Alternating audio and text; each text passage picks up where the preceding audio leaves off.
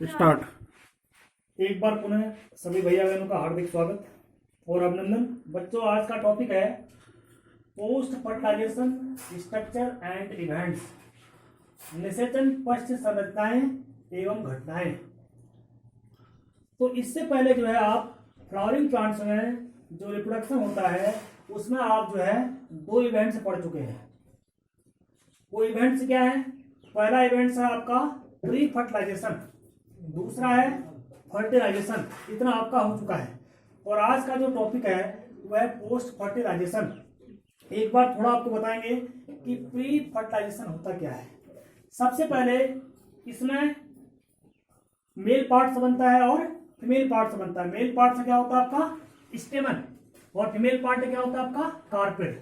अब देखो, जो एक स्टेमन होता है, एक जो पुंकेसर होता है, ठीक है ना। जब कई पुंकेसर मिलते हैं तो पुमंग बनता है और इस स्टोमन से फिर क्या बनता है आपका एंथर, परागकोश बनता है।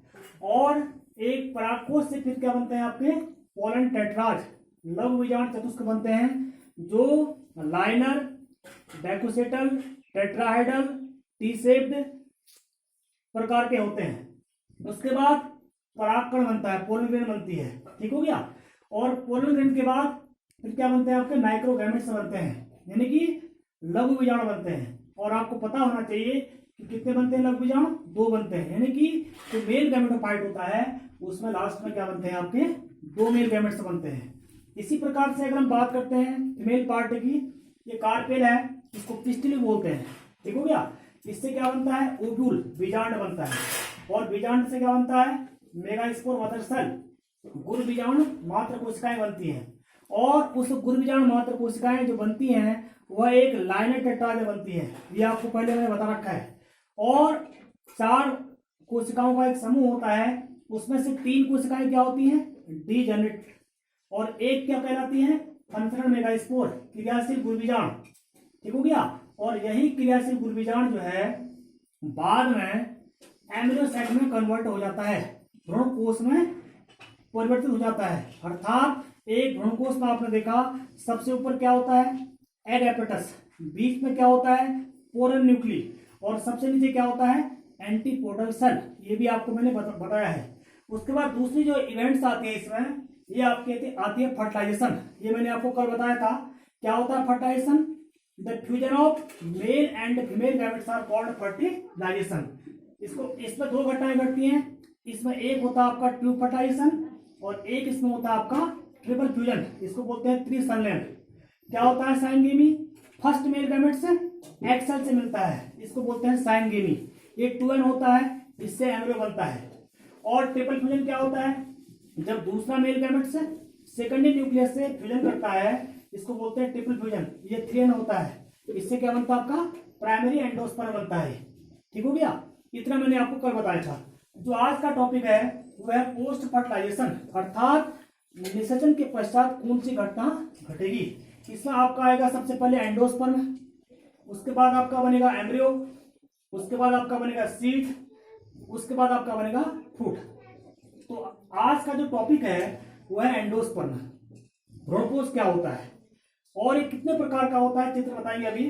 जो भ्रूणकोश होता है यह बीजों में पाए जाने वाला एक पोषक ऊतक होता है, ठीक हो गया। भ्रूणकोश का विकास भ्रूण से पहले होता है, क्योंकि भ्रूणकोश काफी मात्रा में खाद्य पदार्थ का संचय कर लेता है। यह खाद्य संचय विकसित होने वाले भ्रूण के लिए पोषक ऊतक का कार्य करता है। यह तो हो गया आपका भ्रूणकोश। अब आता है भ्रूणकोश के प्रकार। अगर हम बात करते हैं भ्रूणकोश के, तो तीन प्रकार का होता है। नंबर एक न्यूक्लियर एंडोस्पर्म, नंबर दूसरा सर्वल एंडोस्पर्म और नंबर तीसरा हेलोबियल एंडोस्पर्म। थोड़ा इनके बारे में आपको बताएंगे। तो सबसे पहले बात करते हैं न्यूक्लियर एंडोस्पर्म की। क्या होता है? देखो, ये जो ये न्यूक्लियर एंडोस्पर्म होता है, इस प्रकार का भ्रूणकोश विकास में जो है प्राथमिक भ्रूणकोश, इसमें जो केंद्रक होता है उसमें क्या होता है? प्रथम और कुछ परवर्ती विभाजन होते हैं, जिससे क्या होते हैं आप देख सकते हैं इसमें अनेक केंद्रक बन जाते हैं। ये केंद्रक कैसे बने? इसमें जब इसमें एक पहला विभाजन होता है और इसके बाद परवर्ती विभाजन होते हैं, तो इसमें बहुत सारे केंद्र बन जाते हैं, ठीक हो गया। लेकिन इन केंद्रकों के बीच में किसी प्रकार की कोई भित्ति का निर्माण नहीं होता है और इन्हें क्या बोलते हैं, बहु केंद्रीय भ्रूणपोष। ये बहुत सारे केंद्रक एक साथ आ जाते हैं, ठीक हो गया। और इसमें भ्रूण जो है क्या होता है, हमेशा धसा हुआ होता है। और जो इसका एग्जाम्पल है यह है कच्चा नारियल। अगर हम कच्चा नारियल को फोड़ते हैं तो उससे जो पानी निकलता है तो उस पानी में जो है हजारों केंद्रक मुक्त हो जाते हैं। तो इस प्रकार का भ्रूणपोष किसमें होता है, आपका कच्चे नारियल में।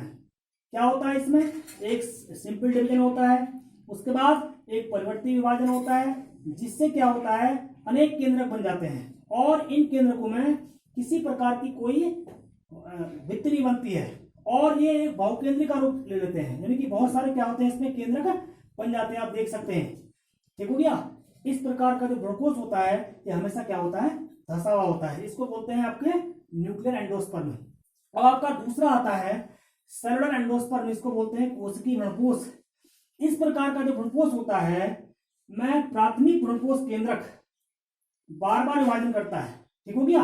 ये इसका क्या हो रहा है, बार बार विभाजन हो रहा है और जो बनने वाले केंद्रक होते हैं इसमें कोशिका भित्ति का क्या होता है, निर्माण होता है। आप देख सकते हैं, देखो ये कोशिका भित्ति बन रही है, कई केंद्रक बन रहे हैं और इसमें क्या हो रहा है, कोशिका भित्ति का निर्माण हो रहा है, जिसके परिणाम स्वरूप बहुकोशिकीय भ्रूणपोष ऊतक का क्या होता है, निर्माण होता है। इस प्रकार का जो भ्रूणपोष होता है यह पीटूनिया, बालसम और धतुरा जैसे पौधों में पाया जाता है। और आपका तीसरा जो भ्रूणपोष होता है ये होता है आपका हिलोबियल एंडोस्पर्म, इसको बोलते हैं हिंदी में माध्यमिक भ्रूणपोष। क्या होता है, इस प्रकार का जो भ्रूणपोष होता है यह न्यूक्लियर और सेलुलर कोशिकीय प्रकार के भ्रूणपोष का मिश्रण होता है, अर्थात इसमें दोनों का क्या होता है, मिक्सचर होता है। सबसे पहले इसमें क्या होता है, विभाजन के फलस्वरूप इसमें दो सेल बनती है, जिसमें से एक कोशिका क्या होती है, क्रियाशील होती है और दूसरी क्या होती है, अक्रियाशील होती है। जो क्रियाशील कोशिका होती है उसमें विभाजन के परिणाम स्वरूप क्या होता है, बहुत सारे केंद्रक बन जाते हैं, अर्थात कोशिका जो क्रियाशील होती है वह केंद्रीय विभाजनों द्वारा भ्रूणपोष का निर्माण करती है और दूसरी कोशिका जो है नष्ट हो जाती है। इस प्रकार का भ्रूणपोष क्या होता है, हिलोबियल एंडोस्पर्म, ठीक हो गया। तो आपको मैंने तीन प्रकार के एंडोस्पर्म बताए, एक केंद्रीय भ्रूणपोष, दूसरा कोशिकीय भ्रूणपोष और तीसरा आपका माध्यमिक भ्रूणपोष। अब आपका एक चित्र यहाँ पर है, सबसे चित्र को किसका चित्र है, देखिए ये आपका जो चित्र है यह फर्टाइल एम्ब्रियोसेक, एक निषेचित भ्रूणकोष का चित्र है। कल आपने देखा जो फर्टाइजेशन हुआ था उसमें क्या हुआ, देखो ये जब पहला मेल गैमेट से किससे मिलता है, आपके एक्स सेल से मिलता है, तो इससे क्या बनता है, जाइगोट। ये होता है 2n, क्योंकि पहला मेल गैमेट से n होता है, एक्सेल भी n होती है, अगर दोनों का फ्यूजन होगा तो ये 2n हो जाएगा, इसको बोलते हैं जाइगोट, युग्मनज। और इससे क्या बनता है, भ्रूण बनता है। और बीच में देखिए आप लिखा है प्राइमरी एंडोस्पर्म न्यूक्ली।